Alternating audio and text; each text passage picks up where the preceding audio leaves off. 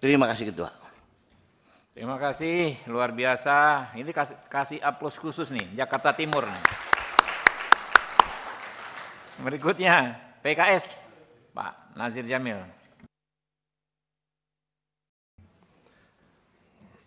Terima kasih Ketua. Bismillahirrahmanirrahim. Assalamualaikum warahmatullahi wabarakatuh. Selamat siang dan salam sejahtera untuk kita semuanya. Kami dari fraksi PKS menyampaikan terima kasih kepada pimpinan rapat Dr. Habibur Rahman dan para wakil ketua Komisi 3 yang telah memfasilitasi RDP kita pada hari ini. Jadi Pak Kapolda Sulteng dan Kapolda NTT sangat layak memang kalau Dr. Habibur Rahman ini mendapat penghargaan Detik Award sebagai orang yang konsisten mengadvokasi masyarakat. Jadi itu bukan mudah untuk mendapatkan penghargaan itu. Yang saya hormati Kapolda Sulteng beserta jajaran, Kapolda NTT, Pak Daniel Tahi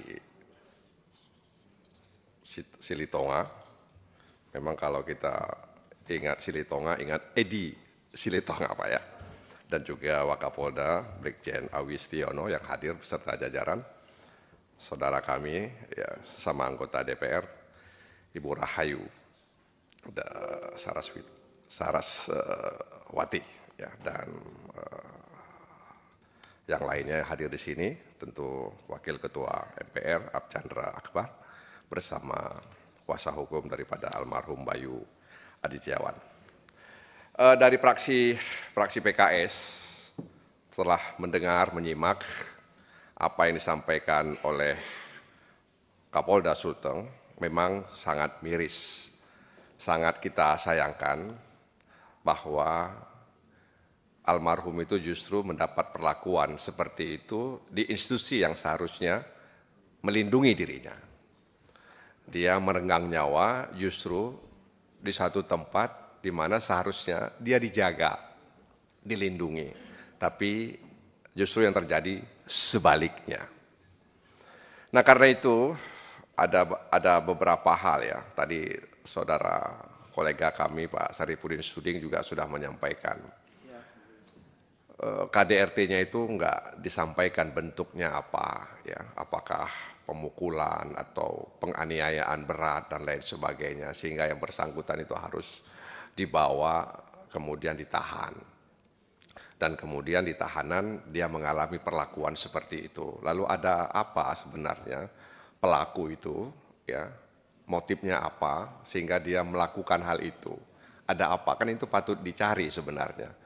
Kenapa dia kemudian mengambil inisiatif untuk melakukan kekerasan itu? Ada apa sebenarnya? Mengapa dia sangat perhatian sampai-sampai perhatiannya itu dia salah gunakan dengan memukul, bahkan menganiaya sehingga kemudian korban merenggang nyawa? Kan itu dia. Ada apa sebenarnya? Nah itu yang kemudian tidak terungkap. Ya, ada apa sebenarnya? Apakah ada hubungan lain ya sehingga dia begitu ya berinisiatif untuk melakukan itu. Ya. Oleh karena itu sekali lagi kepada pimpinan, barangkali perlu kita juga sampaikan agar aparat-aparat kepolisian yang ditugaskan di Tahti itu diberi bekal ilmu pengetahuan tentang bagaimana melayani tahanan. Selama ini terus terang saja mereka nggak punya itu. Ya.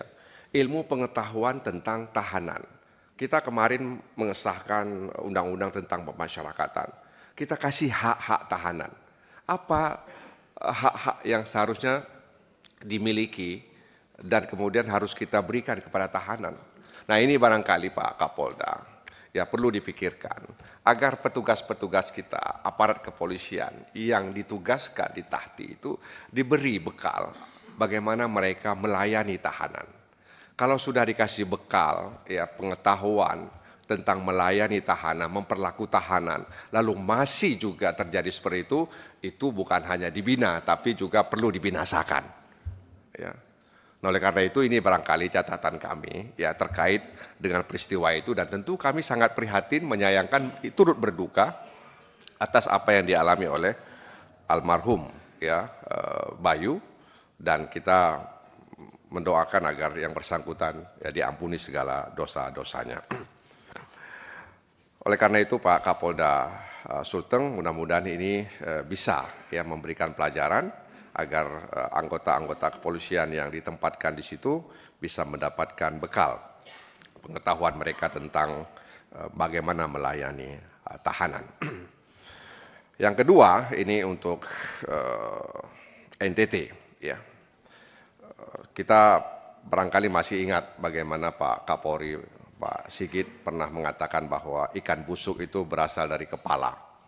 Ya, dan itu kemudian kalimat yang sama disampaikan oleh Pak Prabowo Subianto ketika beliau berpidato setelah pelantikannya di sidang MPR beberapa waktu yang lalu, tepatnya 1 Oktober 2024, bahwa ikan busuk itu berasal dari kepala. Nah, karena itu ya, kalau kemudian ya seperti yang pernah disampaikan oleh beberapa rekan sebelumnya ya, bahwa saudara Rudi ini adalah orang yang ingin ya membongkar praktek-praktek penimbunan ya bahan bakar ya, dan ingin memberantas itu di bumi NTT, maka ini patut kita dukung karena dia adalah merah putih. Tapi kalau sebaliknya, maka tentu yang bersangkutan juga harus mengalami hal yang sama. Sebenarnya ini bukan cerita baru. Ya.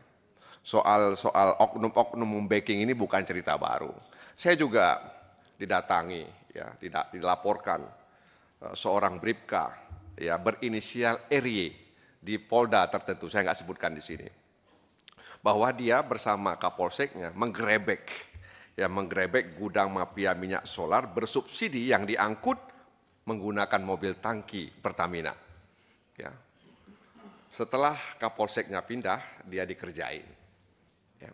Lalu dia melaporkan kepada saya bahwa saya sudah difitnah, dianiaya, dipukul sampai lebam, kemudian dia di-sel, di penjara, seorang diri selama 30 hari, dan kemudian di PTDH-kan. Tanpa ada bukti dan semua pasal yang disangkakannya kepada dia telah kadaluarsa. Saya bilang Anda mau melaporkan silahkan, itu hak Anda kepada institusi DPR. Lalu saya sampaikan kepada Kapoldanya, saya teruskan semuanya kepada Kapoldanya. Lalu saya ingatkan Kapoldanya tolong diatensi. Terakhir saya telepon Kapoldanya, Kapolda mengatakan kami sedang melakukan investigasi.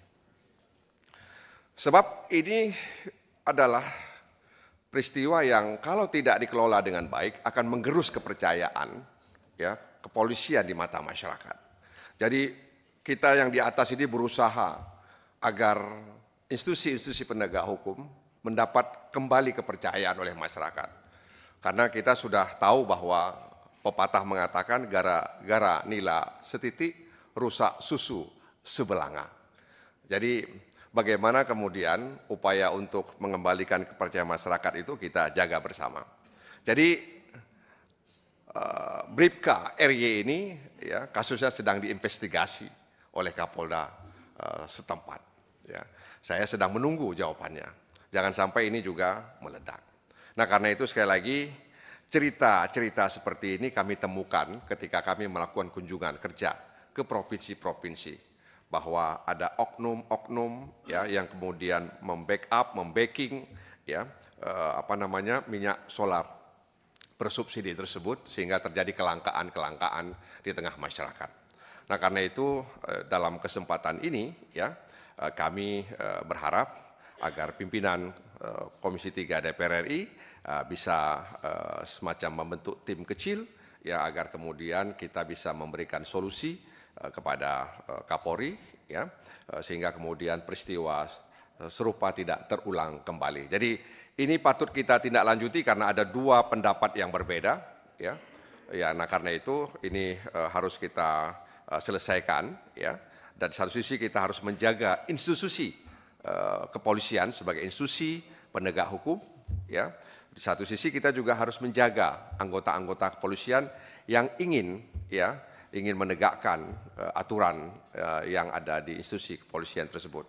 Kami memberikan dukungan ya kepada semuanya, Kapolda Sulteng, Kapolda NTT, dan juga Mbak Rahayu ya beserta jajaran, dan terutama kepada Saudara Rudi Soik ya, yang sudah sangat patriotis ya untuk melakukan hal ini. Jadi Pak Beni Kaharman tadi sudah menjelaskan dan sudah selesai sebenarnya ya. Oleh karena itu sekali lagi Saudara Rudi, Anda tetap sabar, Anda tetap kuat ya menjalani ini. Ini adalah resiko sebuah perjuangan dan saya pikir kita menyadari hal itu. Billahi taufiq wal hidayah. Wassalamualaikum warahmatullahi wabarakatuh. Waalaikumsalam warahmatullahi wabarakatuh. Sebelum kita putar lagi ke anggota, mungkin dari meja pimpinan ya Pak Rano.